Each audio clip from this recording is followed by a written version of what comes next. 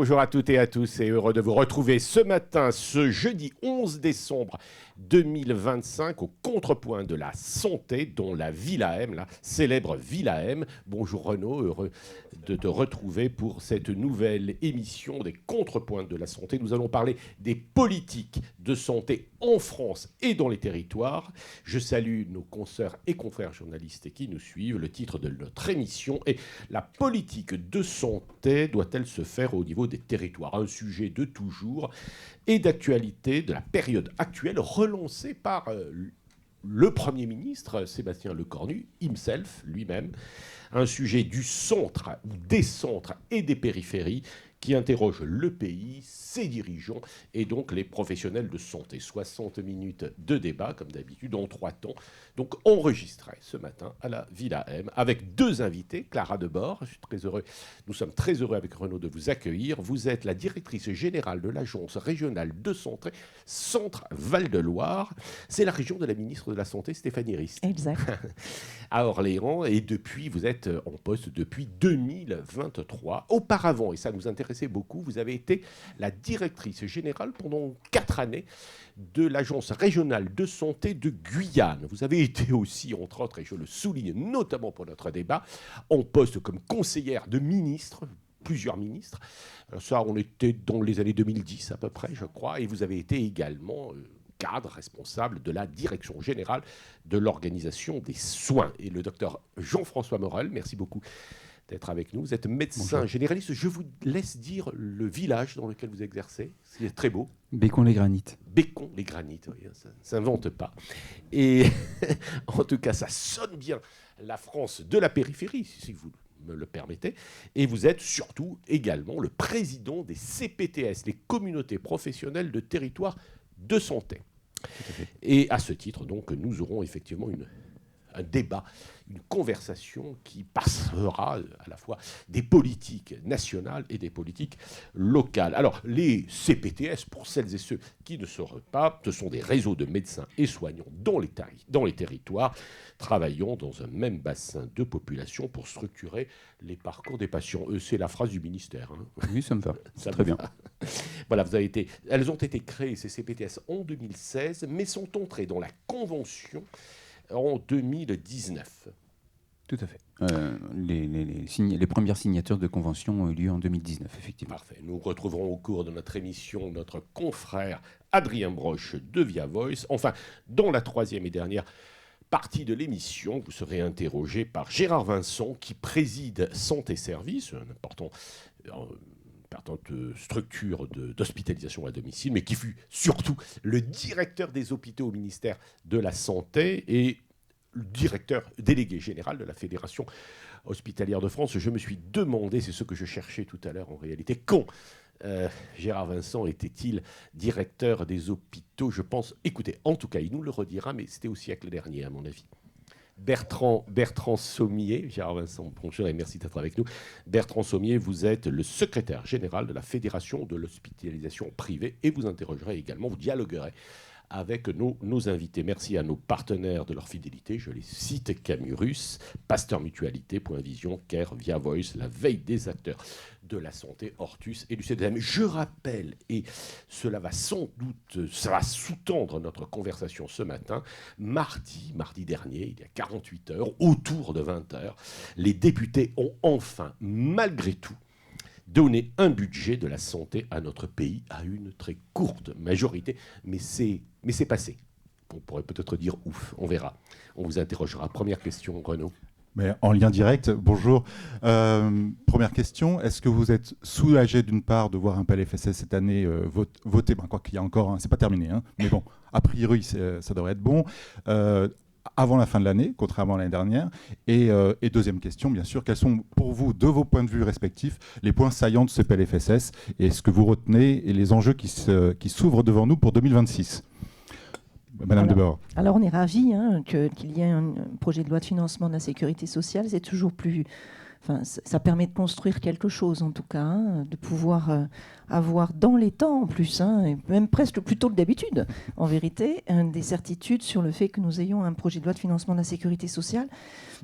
Après, si vous parlez de points saillants, alors je ne vais pas vous faire l'offense de vous faire croire que je l'ai lu toute la nuit, ça n'est pas vrai, et je ne suis pas sûre qu'en fait il y ait beaucoup de points saillants, car en somme, c'est un PLFSS de compromis, et on n'est pas dans une transformation du système. Évidemment, les équilibres politiques ne le permettent pas, on est plutôt dans quelque chose qui permet d'attendre, peut-être, qu'il y ait des travaux possibles pour une transformation plus importante, et le résultat quand même, c'est un déficit prévisionnel qui reste très important, beaucoup trop important et absolument pas soutenable.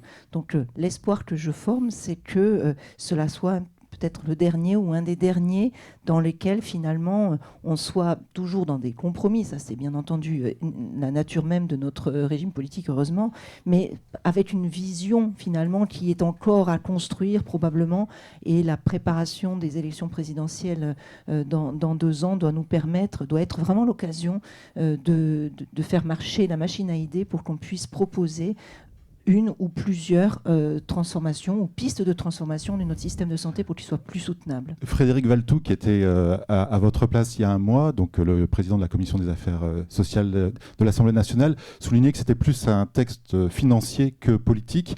À l'arrivée, j'entends bien que vous dites que ce n'est pas un texte qui dessine une ligne politique en santé, mais est-ce qu'il est purement financier? On a l'impression que là-dessus, ça a quand même beaucoup bougé, parce qu'il y a eu des compromis sur ce plan-là. C'est quand même le projet de loi de financement de la sécurité sociale qui a fait l'objet du plus long débat, même. Ai-je lu dans la presse 106 heures de débat à ce jour, puisque, comme vous l'avez dit, ça n'est pas tout à fait terminé. Je ne peux pas imaginer qu'on ait parlé que de sous en 106 heures de débat. Mais après, c'est vraiment en fait, il y a des tensions très fortes et qui ne sont pas forcément formulées de cette façon. C'est peut-être la critique de mon côté que je pourrais, ou le regret que je pourrais formuler, c'est que les tensions autour du système conventionnel, et je déflore à peine le sujet sur les territoires, le système conventionnel, c'est un système qui, par nature, il y a une convention. Il n'y en a pas 101 dans 101 départements, il n'y en a pas 300 et quelques ou 500 dans chacun des EPCI. Donc il y a une convention nationale. EPCI ? Les communautés de communes, communautés de communes, communautés d'agglo. Donc, il y a une très forte pression, une très forte demande, une très forte actualité politique autour de la territorialisation. Pour autant, notre modèle social et notre système de santé, son fondement, c'est la Convention. On y reviendra sur ce point, parce qu'effectivement, ça semble important. Et ces tensions-là, elles ne sont pas forcément complètement discutées. Peut-être il vaut mieux pas, je ne sais pas. Mais je note que parfois, c'est un peu l'éléphant dans la pièce. Docteur Morel, peut-être, sur ce point, et aussi sur votre vision du PLFSS qui vient d'être adopté. Pour ne pas te tromper, c'est Morel. Oui, Morel, oui. J'ai entendu que j'avais fait un... En fait, c'est l'influence de Pascal, désolé. Merci. En tant que citoyen, je suis plutôt content de ce PLFSS parce qu'on a toujours dit qu'on n'était pas capable de faire des compromis en France, et là on a vu que si. Alors c'est beaucoup de débats, c'était long, beaucoup de tergiversations, des combats, mais au résultat il y a un vote, et un vote plutôt que l'année dernière, et ça c'est plutôt intéressant. En tant que médecin généraliste, je ne vais pas commenter parce que je ne suis pas là en tant que médecin généraliste, donc je ne ferai aucun commentaire sur ce qui s'est... Joker, Joker, voilà, tout à fait.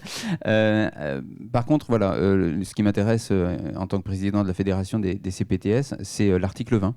On s'est pas mal battu autour de cet article 20 qui concerne le réseau France Santé, battu pour que les CPTS en fassent partie. Alors, qu'est-ce que ça change ? En vrai, rien.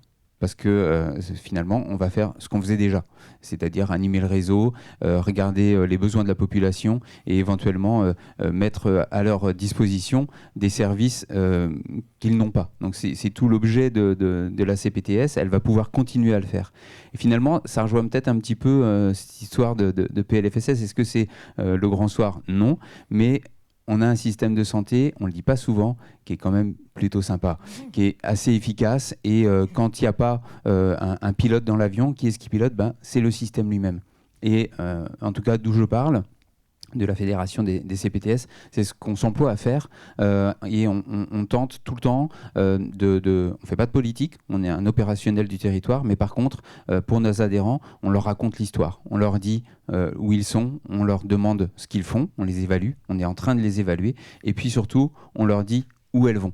Et ça, finalement, c'est un plan quinquennal, au moins pour les CPTS, et c'est déjà pas mal. Vous venez parfaitement de faire une introduction au débat qui va suivre sur les CPTS. Avec Pascal. pas mal de critiques, malgré tout, et qui viennent d'ailleurs de haut, visiblement. Enfin, vous nous expliquerez, notamment peut-être lui-même du Premier ministre. Enfin, nous y reviendrons. Je voulais simplement faire un peu de pédagogie. Tout le monde n'est pas très au courant. Vous aviez raison de dire qu'il y a eu beaucoup d'heures de travail. On s'y perdait un petit peu parfois. Mais en fait, d'abord, quand avec nos confrères et consoeurs journalistes, nous étions dans les tribunes de la presse de l'hémicycle de l'Assemblée nationale, on a vu quand même pas mal de tensions. Franchement, nous étions tous en train de noter qui allait voter ou s'abstenir, etc. Et si ça allait passer, franchement, c'était pas gagné dès le départ. Vous parlez de compromis et pas de compromission. Non. Notre invité précédent, rappelons, le président de la Commission des affaires sociales, s'est abstenu. Il n'a pas voté pour le budget. Dites-moi, dans ce que l'on a quand même vu, je voudrais avoir un peu votre avis, un budget de 274 milliards d'euros, un déficit de 23 milliards. On nous dit que s'il n'y avait pas eu de budget, ce serait plus, peut-être une trentaine de milliards. 1 milliard qui est pris au mutuel. Je me tourne vers notamment Michel Cazogade. Un Ondam quand même de 3%, ce qui aujourd'hui soulage à peu près tous les professionnels de santé, parce qu'ils s'attendaient à moins de 1%. Vous êtes d'accord ?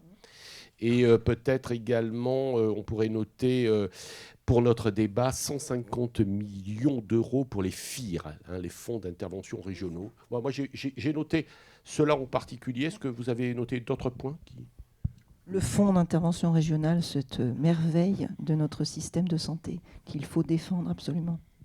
Et vous ? Moi, j'ai noté, noté une répartition adaptée, c'est-à-dire qu'on parle beaucoup du coût de la vie dans les Outre-mer.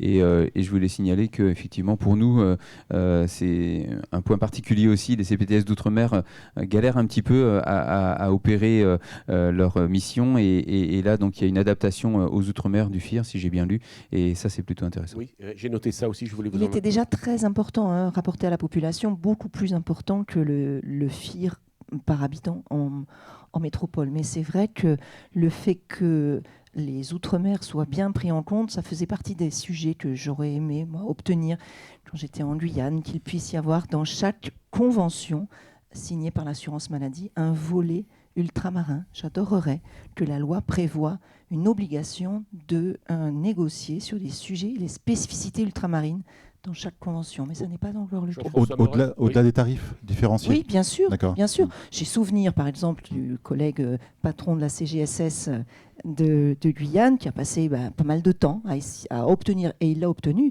l'application de l'indemnité kilométrique montagne pour les infirmières en Guyane qui se pètent les pneus parce qu'ils roulent sur des pistes pour aller voir les patients et pour lesquels il n'y a pas d'indemnité kilométrique piste.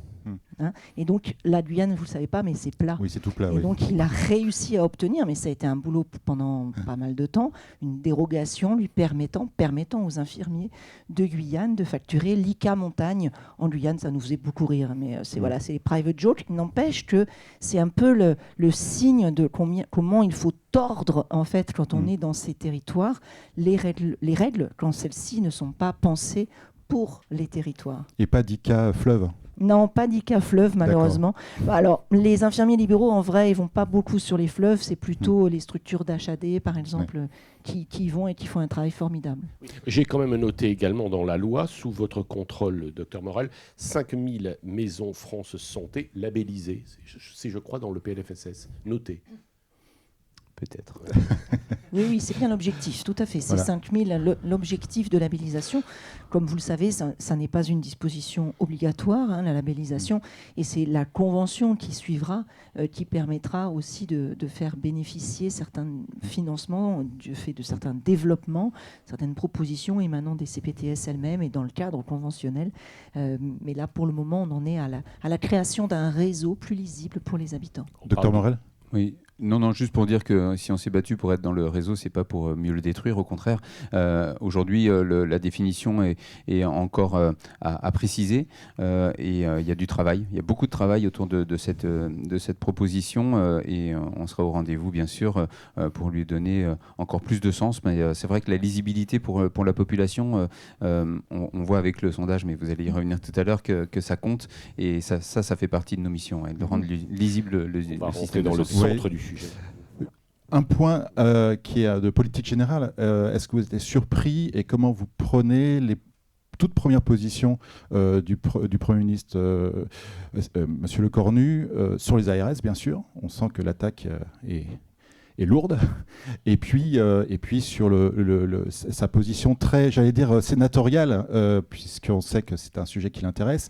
Mais en tout cas, les territoires, de la place des collectivités, de la place des acteurs du territoire. Comment vous recevez ça avec une vraie mise en cause quand même qui circule depuis plusieurs semaines des ARS, de leur rôle, de leur efficacité? Madame Debord. C'est une question délicate, évidemment. Oui, surtout que... Non, en tout cas, j'en profite pour vous remercier d'être ici, parce que vous avez le courage d'être ici. La reformuler autour d'une critique plus générale, qui est peut-être aussi un peu à la mode, mais qui n'est pas si récente que cela, autour de la territorialisation, donc, en somme, et du fait qu'une forme d'éloignement perçu par de nombreux acteurs qui s'est peut-être d'ailleurs accru avec la réforme territoriale, qui a créé des grandes régions. Mais alors, c'est toujours assez délicat parce qu'on entend ça, mais sur les territoires, quand nous discutons, ou nos équipes discutent avec des élus, par exemple, d'habitude, ça se passe bien, à part, il y a toujours des exceptions. Alors, on est souvent en train de demander, mais dites-nous qui se plaint et de quoi. Quand en fait on arrive à obtenir, parce que ce n'est pas toujours le cas, des exemples, c'est même en vrai rarement le cas, on se rend compte qu'il y a des questions autour non pas du régulateur, mais de la régulation. Et par exemple, des élus qui peuvent légitimement, parce que si j'étais à leur place, je serais probablement dans la même situation, pas content de ce que l'ARS ait refusé l'installation d'une pharmacie dans la commune de Trifouilly-les-Oies et les Granites, parce qu'il manque 200 habitants. Voilà, et que c'est idiot, ou 30 habitants, parce que voilà, c'est un scandale, il y a un pharmacien qui veut venir et c'est pas possible. Voilà. Donc la régulation, c'est dire non quand des critères ne sont pas remplis. Et l'autre jour, je rencontre une maire au congrès des maires, une maire du Morbihan, qui passe nous voir sur le stand et qui me dit, alors je lui dis, alors votre ARS, ça se passe comment Et elle me dit, moi j'ai une pharmacie, souvent des problèmes de pharmacie, elle est au centre-ville de ma commune, et là, elle veut partir en périphérie. J'ai demandé à l'ARS de le lui interdire, et l'ARS m'a dit, je peux pas interdire. Ça me va pas, moi je voudrais que l'ARS soit plus puissante et puisse dire non. Donc en somme, on a bien entendu une ressource qui est limitée, une ressource en professionnel par exemple qui est limitée, et on a un régulateur qui est chargé par le législateur de dire oui et de dire non. Et selon que l'on bénéficie ou pas de la décision du régulateur, on trouve que cette décision est légitime, est proche, etc., ou qu'elle est lointaine, désincarnée. Donc ça, il y a déjà un sujet autour de est-ce le régulateur le problème, si tant est qu'il y a un problème, ou est-ce qu'il y a la régulation, est-ce qu'il est pertinent ou pas de réguler le nombre d'IRM?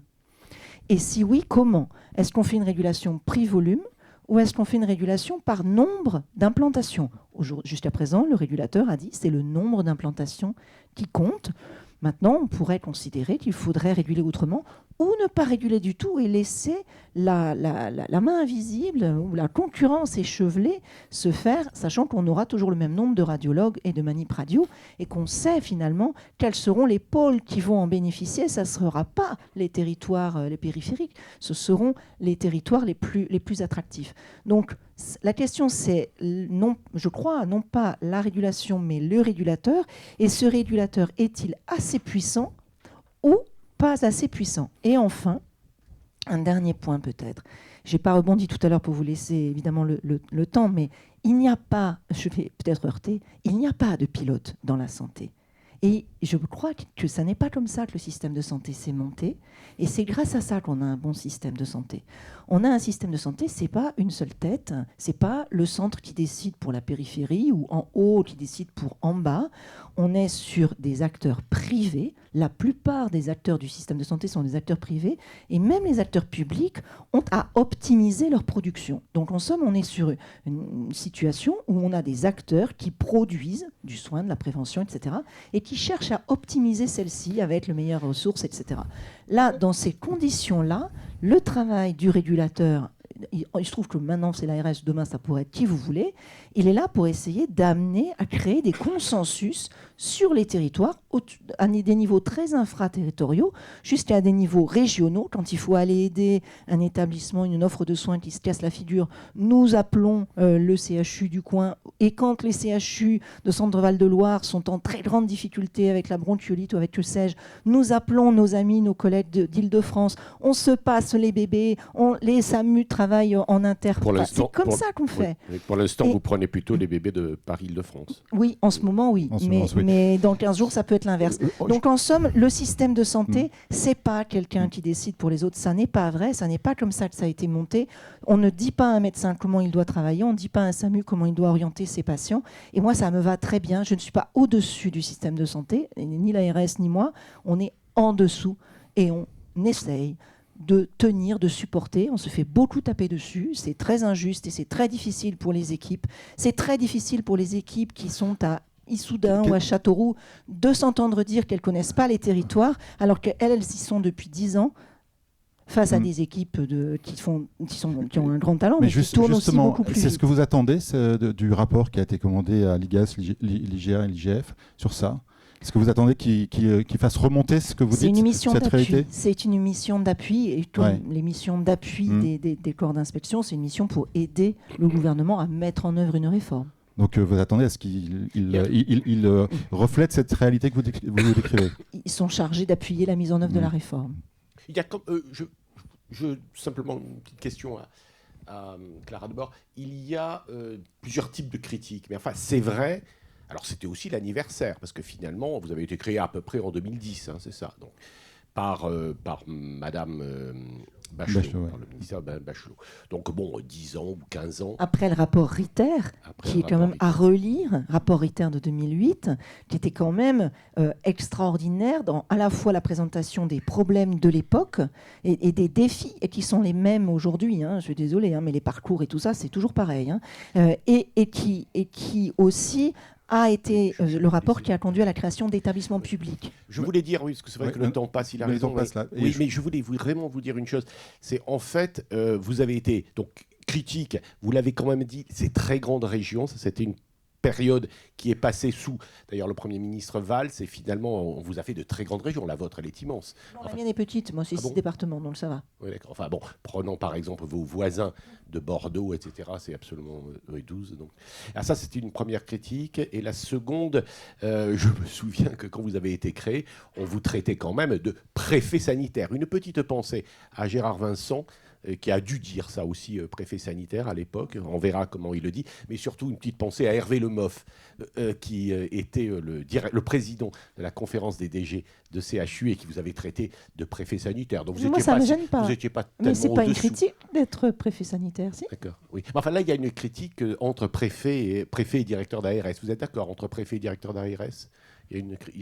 Non, il y a un PLF et un PLFSS. Bon, nous avons quand même noté et je te passe la parole, nous avons quand même noté que le directeur général de l'ARS Île-de-France est un ancien préfet. Notre cher ami Denis Robin, oui. C'est peut-être pour ça que d'ailleurs qu'il Notre président d'ailleurs. Oui, c'est peut-être pour ça d'ailleurs qu'il est content que ce soit vous qui parliez ce matin. Docteur Morel, comment vous, de votre point de vue CPTS, vous qui avez des dialogues avec l'ARS, tout ce qui se dit sur les ARS actuellement, comment vous le percevez? Comment quel est votre œil sur cette polémique? On n'est pas encore là, mais si, on est presque sur la polémique. Je corrige pour la télé, parce que franchement, c'était un bon copain, c'était Pierre, hein, pas Hervé, le MOF. Ça ne me gêne pas d'avoir moins de temps de parole que Madame Debord sur ce sujet. Les CPTS ne font pas de politique. La révision du système, c'est de la politique. Alors, ça ressemble même à un grand bouleversement de notre organisation de santé. En l'état actuel, vous l'avez dit tout à l'heure, on n'a pas l'équilibre politique qui permet de le faire. Donc, est-ce qu'il n'y a pas un petit danger ? J'irai pas plus loin dans la politique. Ce qui va se passer pour nous, c'est que il faudra peut-être modifier nos contacts, nos interlocuteurs. Les projets vont devoir se mettre en place peut-être d'une autre façon. Ceci dit, en fait, on y était déjà un petit peu. Moi, j'entends souvent les élus locaux nous dire alors. Les ARS, c'est un peu quelque chose qui est passé dans le langage commun. Quand il y a un problème, on dit c'est les ARS. Je pense qu'il faudrait peut-être changer de nom. C'est l'Europe, ça, c'est les ARS. Voilà, c'est ça. Donc il y a un peu une pensée unique là sur ce truc là. Le pensum, c'est les ARS quand il y a un problème. Oui. Mais rassurez-vous, il y a des critiques sur les CPTS aussi. Hein. Non. On va y venir. Mais par contre, j'aime bien l'annonce. Par contre, ce qui est bien avec les CPTS, quand même, je veux dire, ce qui est bien, c'est qu'on est un pont entre tous les acteurs en santé et du territoire et du département et même de la région. Et ce pont est apprécié par les élus, notamment les élus locaux, qui parfois, effectivement, n'ont pas accès. Quand il y a un contrat local de santé, par exemple, il y a une représentation, et puis cette représentation va parler avec l'ARS. Mais l'élu local qui n'est pas dans le contrat local de santé, lui, il parle à qui ? Il parle à la CPTS. L'erreur qu'on a faite jusqu'ici, peut-être, c'est de ne pas suffisamment communiquer, enfin bon, les premières CPTS c'est 2006, mais peut-être on n'a pas suffisamment communiqué sur ce qu'on était en train de faire et que, alors à ce moment-là, je ne sais pas si Monsieur Le Cornu est au courant de ce qu'on est en train de faire et quand il a dit on va faire les communautés France Santé parce que CPTS, on ne sait pas ce que c'est, alors on va lui apporter des réponses et puis on est en train d'évaluer l'ensemble des travaux des CPTS et à ce moment-là après on pourra communiquer à la population pour rendre lisible le système de santé. Oui, alors effectivement, vous avez été créé, je l'ai dit, à peu près en 2019, donc c'est, ça, on entend bien, une période qu'on peut évaluer après 5-6 ans d'existence. Pourtant, on nous dit que, bon, parfois ça marche, les CPTS, et il y en a beaucoup où ça ne marche pas. Enfin, c'est ça la critique principale, non ? Et que ça n'est pas lisible, et que les citoyens ne savent pas très bien à quoi ça sert. Alors, c'était pas l'objet au départ. La CPTS n'était pas censée, c'est pas un effecteur de soins. Hein, elle ne produit pas un médecin généraliste, elle ne paye pas un médecin généraliste pour faire de la consultation. Donc c'est normal que jusqu'ici elle n'ait pas communiqué aux citoyens. Ça va peut-être changer avec le réseau France Santé, parce que ça va être dans nos missions que de communiquer aux citoyens, pas sur la CPTS, mais sur l'offre de son territoire, pour qu'il s'y retrouve plus facilement.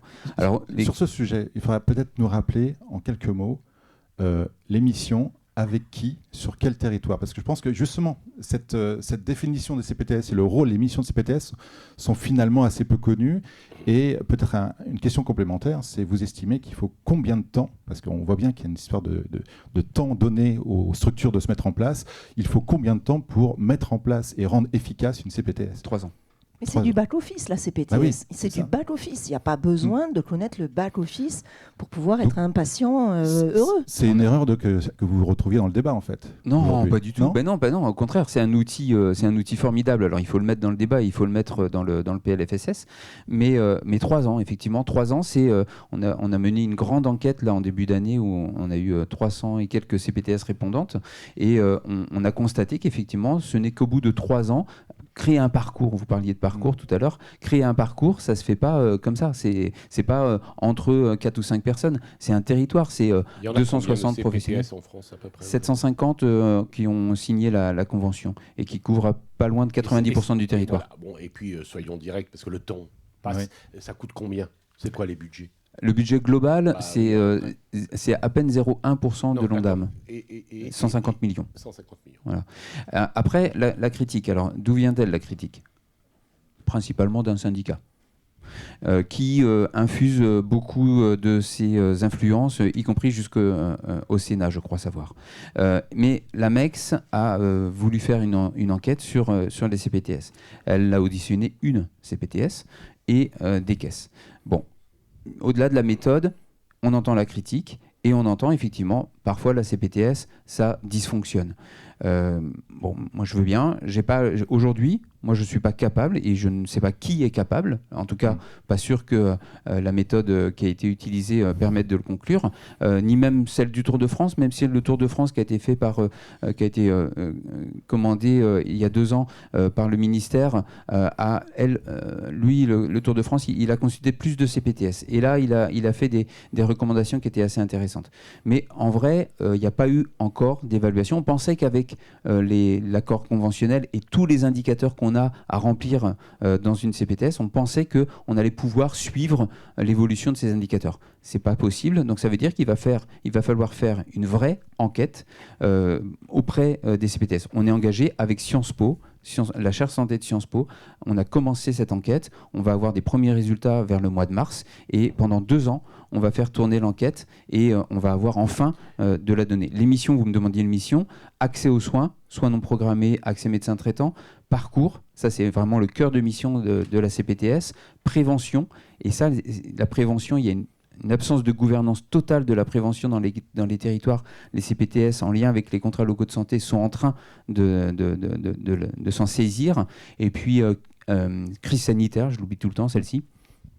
Qualité de soins et accompagnement des professionnels de santé qui aujourd'hui s'occupent de l'accompagnement de tous les professionnels de santé sur un territoire, l'installation, le départ en retraite, mais aussi l'équilibre, l'état de santé des soignants. Ce sont les quand CPTS. vous parlez d'émissions, je reprends le mot de bord, c'est de l'organisation, de back-office, c'est pas du front-office face aux patients. On est bien d'accord, ça, je pense qu'il faut le rappeler toujours. Ça va peut-être le devenir un peu plus. Qu'est-ce que ça va être ces maisons de santé, France Santé? L'articulation avec ce qu'on vous a dit des maisons de santé. Alors moi j'ai noté d'ailleurs que l'ARS Île-de-France lançait un réseau francilien de maisons France Santé comme un label. Il y en aurait 120 en partenariat avec les préfets et les conseils départementaux et en soutien avec les ARS. Donc... quelle est la place vraiment de l'ARS? Là, c'est pas très clair. Oui, on est en train de labelliser. Voilà, on est en train de labelliser, bien sûr, France entière. Nous sommes en train de labelliser les maisons de santé pluridisciplinaires, les centres de santé et tout un tas de structures qui remplissent des conditions socles, sachant qu'on peut déroger si besoin. Et cette labellisation passe par un courrier formel signé de l'ARS, du préfet de département et du président du conseil départemental. Donc en Centre Val-de-Loire, on est en train d'en discuter avec les structures en question, puisque ça ne doit pas... Enfin, moi, je considère qu'il ne faut évidemment pas que ça vienne d'en haut. Il faut qu'on puisse en avoir parlé, qu'on comprenne l'intérêt, qu'on comprenne aussi le calendrier. Et donc ces discussions ont lieu en ce moment au niveau des territoires. Donc, tout ça est en marche et avec un objectif peut-être d'aboutir quand ? Alors, la première vague, l'idée, c'est d'avoir une première vague labellisée avant fin décembre. Objectif chiffré, j'évite de mon côté parce qu'on ne peut pas dire qu'on est libre d'être labellisé ou de ne pas l'être et en même temps de se donner des objectifs. Voilà, je ne voudrais pas que les professionnels aient l'impression qu'on les force parce que, une fois de plus, j'insiste, ce n'est pas comme ça que dans le système de santé, les choses avancent. Pour être franc, là où on a été surpris, c'est qu'on nous dit tout le temps, et on le voit bien comme citoyen, dirait Jean-François Morel, que tout est lent dans notre pays. Et là, le Premier ministre, il dit on fait des maisons France Santé et vous devez les labelliser avant fin décembre. Alors, franchement, c'est sérieux tout ça? Les premiers volontaires, on a l'intention de pouvoir leur accorder l'autorisation d'utiliser le logo France Santé vraiment maintenant, d'ici la fin de décembre. Et puis ensuite, il y aura d'autres vagues, bien entendu, et puis ces choses-là rentreront en flux. Mais le cœur du sujet, ça sera la convention autour de France Santé. Et maintenant que le PLFSS va être voté, va pouvoir s'engager une négociation conventionnelle que nous allons regarder très très attentivement parce qu'elle sera très intéressante. Pas remplacée par les maisons France Santé. Il n'a jamais été question que les CPTS soient mortes. Ça a été dit, hein. Que les maisons France Santé pas par les gens qui décident. Et ensuite, l'autre jour, j'étais face au CPTS en Ile-de-France. Elle me posait les mêmes questions que vous. Et se posait beaucoup les questions, mais c'est quoi ce truc ? Et ensuite, pourquoi est-ce qu'on devrait y aller ? De toute façon, c'est déjà ce qu'on fait. Voilà. Et c'est la réaction de beaucoup de maisons de santé. Sur mon territoire, j'ai 6 maisons de santé. Il n'y en a pas une qui veut y aller parce qu'elles disent mais pourquoi est-ce qu'on prendrait cet argent pour faire quelque chose qu'on fait déjà? Et c'est très vertueux de dire des choses comme ça.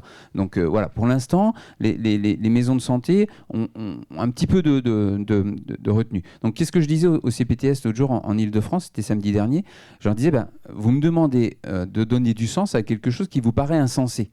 Effectivement, ça paraît aujourd'hui, pour les gens qui sont sur le territoire, on ne comprend pas bien de quoi il s'agit. Donc il va falloir, et ce que je disais en introduction, il va falloir qu'on donne du sens autour de ça. Il y a les maisons de santé, les centres de santé, quasiment 100% de ces établissements sont capables d'être labellisés, sont labellisables France Santé. Après, qu'est-ce qu'il va falloir faire ?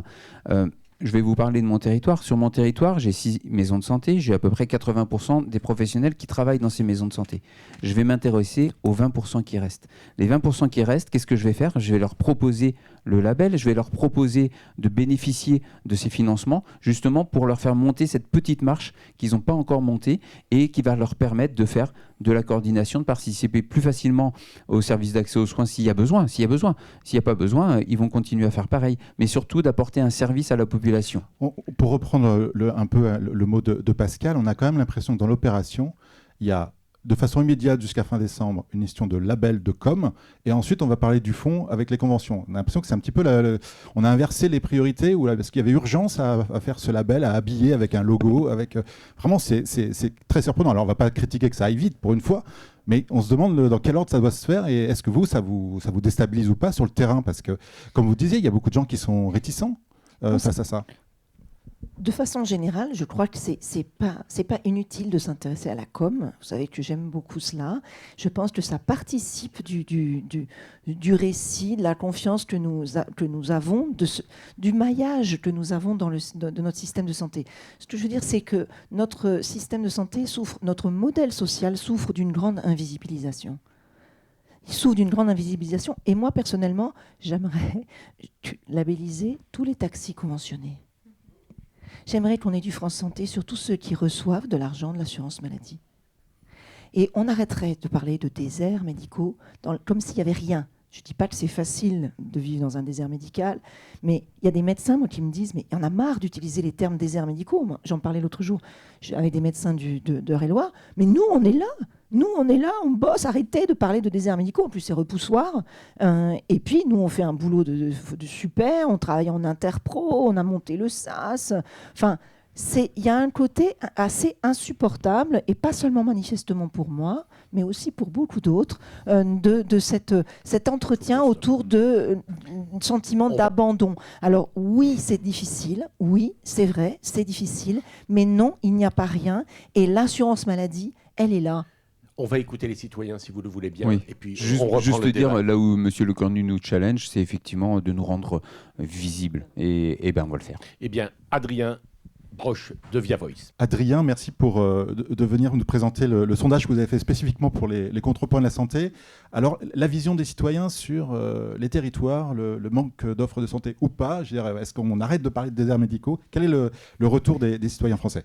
Merci Renaud. Alors, je crois qu'effectivement, la question de l'accès aux soins, c'est d'abord un constat qui est vécu très largement par les Français. On a aujourd'hui 1 Français sur 2, la moitié de la population qui se dit insatisfaite de son accès aux soins. Et puis, même de manière encore plus majoritaire, 6 Français sur 10, plus de 6 Français sur 10, ont ces dernières semaines, ces derniers mois, refusé, renoncé à consulter un médecin généraliste ou spécialiste. Donc la territorialisation dont vous parlez, ce n'est pas seulement un slogan, c'est effectivement une réponse à une réalité qui est quotidiennement vécue par les Français, notamment par les 40-49 ans et dans les communes rurales. Le deuxième aspect, c'est l'aspect de la dégradation effectivement de cet accès aux soins. Les Français identifient 2 causes majeures aujourd'hui. Les délais trop longs pour obtenir un rendez-vous à hauteur de 51%, donc une réponse qui est citée par plus de la moitié des Français. Le manque de médecins généralistes ensuite, le manque de médecins spécialistes encore ensuite. Donc ça nous fait un sous-total manque de médecins généralistes et spécialistes à hauteur de quasiment 70% des Français qui identifient cela comme une raison de la dégradation de l'accès aux soins. La responsabilité ensuite, à qui est-ce qu'elle incombe pour améliorer la situation ? Alors on disait tout à l'heure, c'est soit les ARS, soit l'Europe. Les Français identifient aussi l'État, forcément, dans la conscience nationale, qui est perçu comme le premier responsable à hauteur de 48%. Il faut mettre derrière ça l'ensemble des pouvoirs publics, en réalité, dans l'imaginaire des Français. Et puis ensuite, 37%, ce n'est pas l'État, ce n'est pas les ARS ni l'Europe, c'est tout simplement une meilleure coordination, en réalité, qui ressort entre tous les niveaux centraux ou déconcentrés, ou décentralisés, pardon. Donc c'est d'abord territorialisé en orchestrant mieux les responsabilités, c'est ce qui ressort de la bouche des Français. Alors qu'est-ce qu'il faudrait ensuite renforcer dans l'action des acteurs locaux? Forcément des moyens humains, des moyens financiers, 45, 42%, et très rapidement ensuite à nouveau la question de l'organisation et de la coordination à hauteur de 41% des Français. C'est ce qui ressort de notre sondage, une territorialisation réussie. Elle n'est pas seulement donc institutionnelle, elle est aussi opérationnelle dans le fonctionnement concret, c'est pas seulement de l'incantation. Les leviers prioritaires pour améliorer l'accès aux soins. Alors les priorités identifiées par les Français, elles répondent ici un peu de la même logique territoriale. Faciliter l'installation de médecins généralistes d'abord, à hauteur de 38%. Renforcer les urgences et les hôpitaux de proximité. Faciliter ensuite l'installation de spécialistes. Autrement dit, là encore pour les Français, territorialiser la politique de santé. C'est d'abord reconstruire une offre de soins là où elle manque. Alors, en conclusion, puisque je crois que le temps nous est vraiment compté, la question c'est pas forcément d'opposer l'État et les territoires. Je crois que les Français ne sont pas dans cette logique oppositionnelle-là, mais c'est comment articuler en effet les niveaux pour que concrètement l'accès aux soins s'améliore là où il doit s'améliorer, c'est-à-dire là où les gens vivent. Une question, Adrien. J'étais quand même étonné sur la proportion au départ des premiers chiffres, où je m'attendais à ce que ce soit pire sur le jugement des Français. Finalement, c'est assez équilibré. Est-ce que ça reflète aussi la vision des Français sur l'ensemble du système de santé, les dernières études? Qu'est-ce qu'on voit sur le jugement du système de santé? Oui, il y a une inquiétude très forte dans l'opinion, qui est croissante depuis l'année 2020, donc depuis à peu près 5 ans, sur la dégradation. Alors, je dirais particulièrement de l'hôpital public, avec un sentiment que la qualité de l'hôpital public se dégrade un petit peu, même si les taux de confiance restent très élevés pour les médecins dans le système de soins et même dans le système assurantiel. Et moi aussi, j'étais assez surpris de ce chiffre, 1 sur 2 qui se dit insatisfait de l'accès aux soins. C'est pour ça que je l'ai tout de suite tempéré avec une autre donnée un peu plus brute, un peu plus concrète, qui est celle du renoncement aux soins. Parce qu'en réalité, cette donnée-là, elle est plus élevée puisqu'on a à peu près 65%, encore une fois, des Français qui ont renoncé concrètement, au-delà de la seule moitié des Français qui considèrent que leur accès aux soins, il est insatisfaisant. Merci beaucoup, Adrien. Et on voit qu'il faut vraiment rentrer plus dans les détails qu'un jugement global sur ce système. C'est là où il faut travailler dans la dentelle, on va dire. Merci beaucoup.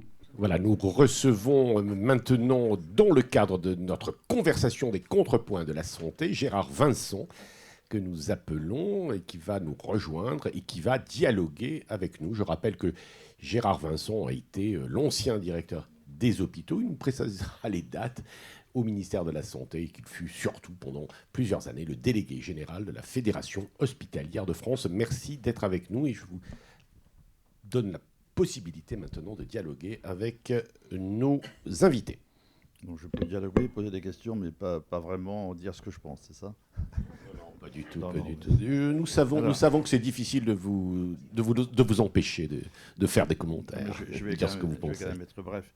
Je rebondis sur ce que disait Jean-François Morel, c'est ça? Morel, pardon. Vous avez dit le PLFSS, c'est un compromis. C'est un compromis à 8 milliards quand même. On est passé de 15 milliards à 23 milliards. Et dans la situation de l'assurance maladie, je ne suis pas persuadé que ce soit une bonne nouvelle. Mais enfin, il n'y avait peut-être pas moyen de faire autrement. Donc, je reconnais qu'il n'y avait peut-être pas moyen de faire autrement. Mais il n'y a pas de réforme de fond. Il n'y a aucune réforme de fond dans le PLFSS. Pouvait-on en attendre, compte tenu de la conjoncture politique? Ce n'est pas évident. Faut-il en attendre avant 2027? Non. Faut-il en espérer après 2027? C'est même pas sûr. Parce que les politiques sont tétanisés. Ils sont tétanisés sur le dossier retraite. Quel est le candidat à l'élection présidentielle qui va oser proposer un allongement de la durée des cotisations? Pas évident, quand on est candidat à l'élection présidentielle. Qui va oser dire il faut faire des coupes sombres dans le milieu de la santé? Pas évident non plus pour un candidat. Bon, par contre, il va bien falloir que des citoyens se réveillent un peu pour proposer des choses. Alors, je fais un petit aparté. Je vous invite à rejoindre un think tank qui a été créé il y a quelques temps, présidé par le sénateur Alain Milon, qui va faire des propositions disruptives. Ça ne va pas être des réformettes. Mais on n'est pas là pour parler de ça aujourd'hui. Je vais vous poser une question à Jean-François Morel. Est-ce que finalement, ce qu'a annoncé le Premier ministre, le réseau France Santé, C'est pas tout simplement le moyen déguisé, sans l'avouer, de critiquer les CPTS en disant: «Ils font pas leur boulot». Il y a des trous dans la raquette énormes et par conséquent, bah, je propose autre chose. Sauf qu'on crée quelque chose de supplémentaire et on voit se dessiner, enfin, en tout cas, j'ai cru le deviner dans vos propos, une guerre entre les CPTS et les structures, France Santé qui vont être mises en place. Et par les temps qui courent, est-ce qu'on a vraiment les moyens de remettre de l'argent pour assurer cette coordination? Je pense que le Premier ministre, il dit, les CPTS, c'est très bien, enfin, j'essaie de me mettre à sa place, mais il y a une partie des médecins libéraux qui n'ont pas voulu jouer le jeu. Par conséquent, je veux les pousser à faire ça. Donc, est-ce que c'est pas un peu une épée dans les reins qu'on vous met? Et si tel est le cas, pourquoi pas? À ce moment-là, bien joué. Alors à vrai dire, dans la première mouture, les CPTS ne faisaient pas partie du réseau France Santé. Donc pas sûr que c'était une critique au CPTS en particulier, parce que je ne sais pas s'il avait l'entière connaissance des travaux que nous menons. Après, si les CPTS se sont battus pour être dans le réseau, c'est parce qu'elles savent, elles, la capacité qu'elles ont à observer le territoire. Aujourd'hui, le meilleur observatoire du territoire en matière de besoins de population, besoins de santé de la population et offre de soins, ce sont les CPTS. Les CPTS, quand elles se mettent en place, elles font un diagnostic de territoire, comme les contrats locaux de santé. Et ensuite, au fur et à mesure, elles l'alimentent. C'est-à-dire que s'il y a des départs en retraite, s'il y a des installations, elles le savent assez finement. Donc elles sont capables d'observer le territoire. Elles ont toute leur place dans le réseau France Santé pour justement animer cette partie-là de l'organisation de la santé. Donc la critique, de toute façon, elle ne va pas se terminer. On peut être critiqué effectivement de faire des soirées de golf. On peut être critiqué de ne pas suffisamment emmener les médecins généralistes dans nos adhérents. Juste un petit chiffre par rapport à ça. Quand une CPTS se met en place, il y a à peu près 30 à 35% des professionnels du territoire, des professionnels de santé du territoire qui adhèrent. Et je parlais des 3 ans tout à l'heure, au bout de 3 ans, c'est 65%. Donc ça montre qu'il y a une vraie progression, il y a une vraie prise de conscience. La première victoire des CPTS, c'est ça, c'est de donner aux professionnels de santé la conscience de leur mission par rapport à la population. Et ensuite, ils viennent, ils travaillent dans les CPTS et ils représentent leur territoire auprès de tous les autres partenaires. Si on retire ça, franchement, ce serait fort dommage, parce que ça n'existe pas dans l'histoire du système de santé français que l'ensemble des professionnels du territoire, l'ensemble en pluriprofessionnalité, mais aussi les établissements, soient capables de se mettre dans une même pièce, un conseil d'administration de CPTS. Je peux vous dire que ça phosphore. Hein. Eh bien, là, on l'a, en fait. On a cette organisation sur le territoire, et puis ça produit des choses. On n'a pas encore fini de montrer ce qu'on est capable de produire. Si l'annonce du Premier ministre permet de booster les CPTS, c'est une très bonne chose. Donc, ça va dans le bon sens. Je suis d'accord. Je viens maintenant aux ARS. Alors, je ne sais pas qui a conseillé au Premier ministre de supprimer les ARS. Honnêtement, je n'arrive pas à comprendre. Plutôt aussi, je pense pouvoir comprendre. À mon avis, c'est une réaction politique, parce que politique politicienne, qui consiste à dire les ARS nous empêchent de tourner en rond, elles refusent des demandes de temps en temps, et par conséquent, c'est pas à elles de décider, ça devrait être à nous, c'est pas normal.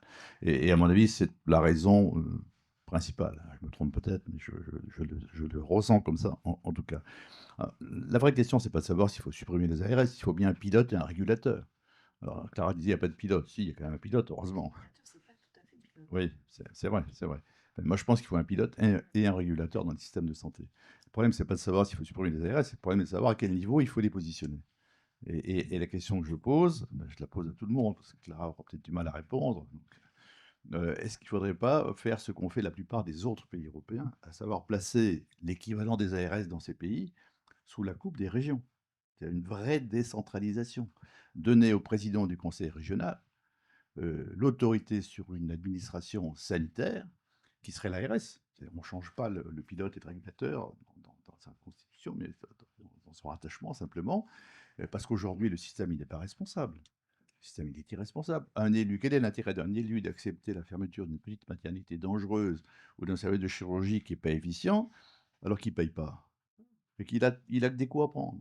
Pourquoi voulez-vous qu'il se mouille? Il ne se mouille pas. Il a au contraire intérêt à demander, à s'arc-bouter pour le maintien des structures en question. Et c'est ça qui fait l'inefficience globale du système.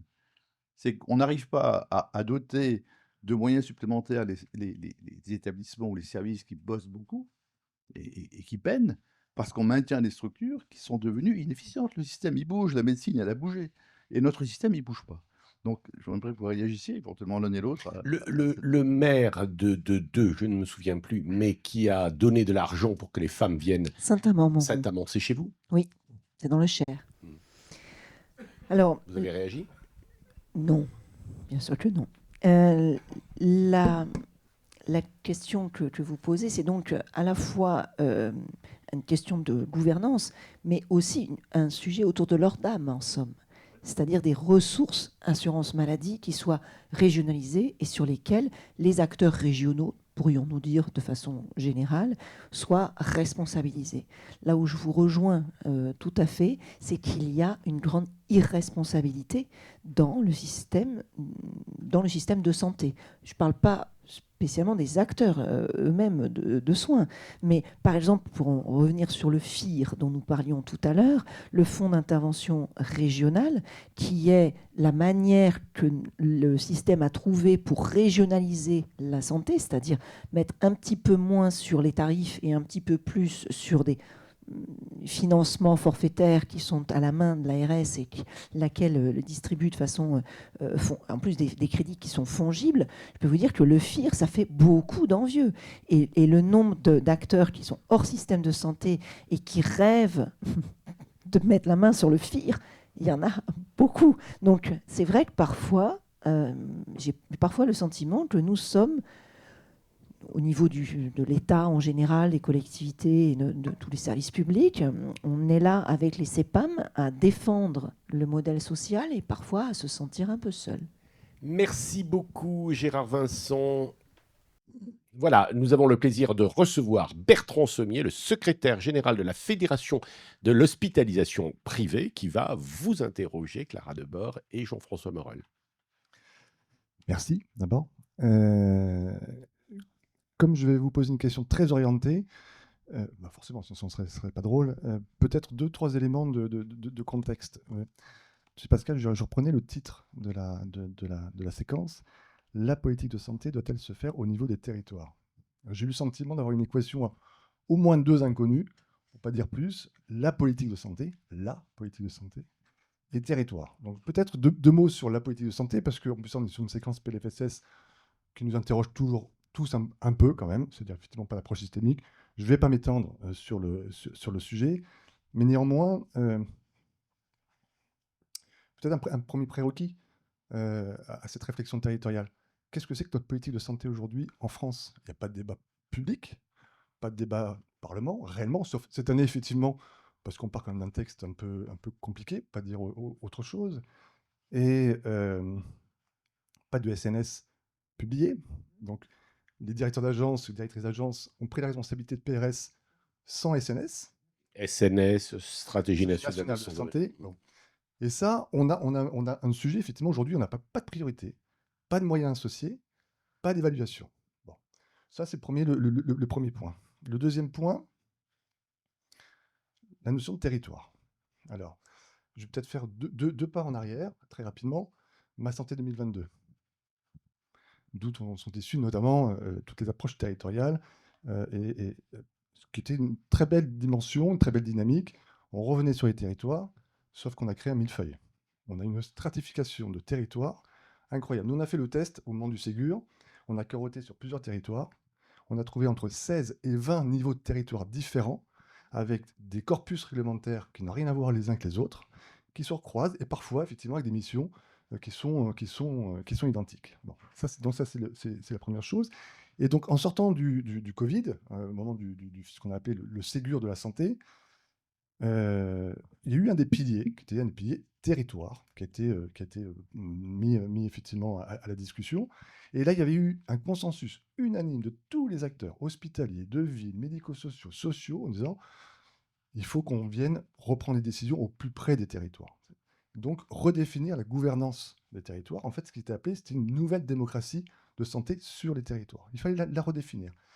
Et celle-ci, en fait, et vous l'avez évoqué tout à l'heure, assez justement, quelque chose d'ascendant serait quand même pas mal. C'est-à-dire qu'effectivement, qu'on ait un lieu Alors qu'il faut peut-être redéfinir. Nous, c'est vrai, côté FHP, on s'était dit, pour éviter de recréer des structures, on pourrait reprendre les CTS, redéfinir leur mission, leur composition, dans lesquelles on trouverait bien sûr les acteurs de santé, bien sûr les élus, bien sûr les DT de votre côté, mais aussi les usagers. Et on aurait probablement effectivement un lieu qui permettrait de redéfinir quelles sont les priorités de santé de ce territoire-là, qui viennent effectivement sous la responsabilité de l'agence, s'assurer que c'est conforme au PRS et de pouvoir l'animer, laquelle agence effectivement se dit, bon, on a 5-6 grandes priorités nationales sur 10 ans, avec effectivement des évaluations à 10 ans qu'on porterait sur une évaluation parlementaire tous les ans, et faire effectivement cette régulation qui serait territoriale. Et la question est... Et la question est,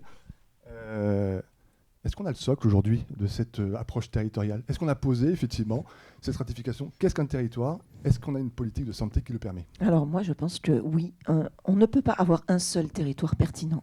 Selon qu'on parle des grands brûlés ou selon qu'on parle de la vaccination, évidemment, le territoire n'est pas le même et il faut admettre qu'il y a une complexité. Il y a 44 spécialités médicales, il n'y a rien à voir entre les questions territoriales de l'anatomopathologiste et les questions territoriales du psychiatre. Donc, que vous le vouliez ou non, je le dis et je le répète, pas seulement dans cette assemblée ici aujourd'hui, c'est complexe. D'accord ? Et jamais, non, on ne pourra gérer la santé avec les mêmes questions, les mêmes enjeux pour l'anapath et pour la psychiatrie, pour prendre deux exemples, évidemment, qui parlent, je pense, à tout le monde. Ce que vous posez et qui me semble absolument majeur, c'est une question de démocratie sanitaire. J'ai l'impression, nous avons l'impression que nous passons beaucoup de temps, peut-être d'ailleurs que nous manquons de temps pour le reste. Nous, ARS, nous passons beaucoup de temps à assurer le secrétariat, comme vous le savez, la loi nous l'impose, des CTS, de la CRSA, de la Conférence régionale de la santé et de l'autonomie, et de ces commissions spécialisées, mais aussi de tous les autres organes, formels ou informels, comités de pilotage, etc., ou les CARO, les comités d'allocation des ressources. Moi, je m'y sens bien, je m'y sens très bien, et je trouve très injuste les critiques qui leur sont faites, même si c'est vrai. Parfois, moi aussi, ça m'arrive de les critiquer et de considérer que parfois ça tourne un peu en rond, mais parce qu'on a un sujet RH qui, aujourd'hui, dans la société, accepte de représenter les patients. Personne. Qui sont les patients qui ne sont pas contents et qui parlent en via voice et qui se présentent pour être représentants des usagers dans l'hôpital à côté? Personne. C'est-à-dire qu'on a un problème autour du volontariat, on a un problème autour, du coup, de la représentation, et puis on a un problème avec le multilatéralisme. Car clairement, le système de santé a été conçu comme ça depuis, en gros, Kouchner, où on a une démocratie sanitaire qui se pense comme multilatérale. Dans un CTS, les maires ont 2 voix, 2 postes. Sur combien? Sur 30. Ils trouvent ça injuste. Ils ne viennent plus. Il faut dire que parfois, ça devient trop compliqué. Et on ne se met plus du tout à leur niveau, ça devient un truc un peu entre soi. Et au final, on nous dit, vous ne discutez pas avec le territoire. En fait, on discute avec tout le monde, mais les élus ne viennent pas.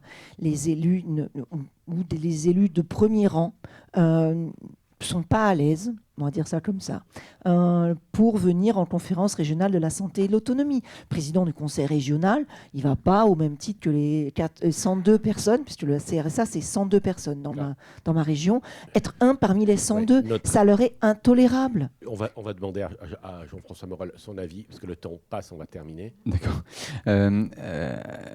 16 territoires, millefeuilles. Est-ce que c'est mal ? Eh ben, en vrai, le millefeuille, il existe. Enfin, voilà, les différentes politiques, y compris Ma Santé 2022, nous ont amenés à fonctionner avec tout ça. En vrai, on y arrive. Parce que dans le territoire, dans le CTS, là où on travaille tous ensemble, eh bien, on travaille en intelligence, en subsidiarité. On est dans un pays jacobin. Et là, c'est l'anti-jacobinisme. C'est-à-dire que le système, il s'évalue.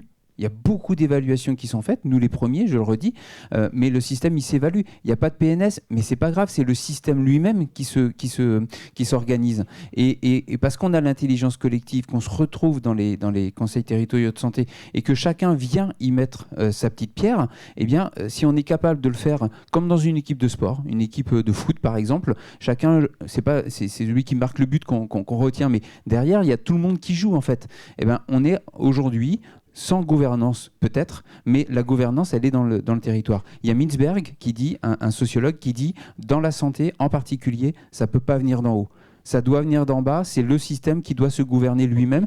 Les décideurs doivent être en bas. Et ben aujourd'hui, on y est. C'est pas un mal, moi, je trouve, parce qu'on réussit à faire pas mal de choses. Ok. Vous avez une question, mais vraiment directe, parce que sinon, on arrête. Oui, Allez-y, alors, Bertrand.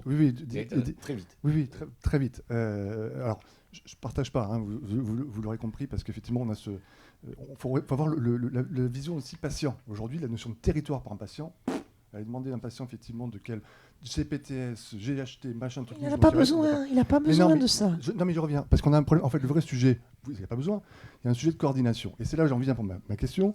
Comment on fait aujourd'hui, parce qu'on va rentrer quand même dans une approche de réforme, de décentralisation, comment on fait pour réconcilier effectivement cette approche descendante et pour autant ce besoin effectivement de politique nationale. Et nous, vous savez, on est des grands défenseurs des ARS, on était même les seuls à un moment donné pendant le Covid à vous avoir défendu. Donc comment on fait pour concilier, pour vous sur un territoire, cette approche effectivement ascendante et descendante, malgré tout, pour redonner la visibilité. Comme quelques anciens ministres également qui les ont défendus. Alors, réponse rapide. Notre travail, c'est vraiment de faciliter la coordination entre les acteurs eux-mêmes, qui sont les vrais professionnels du soin, ce sont les effecteurs.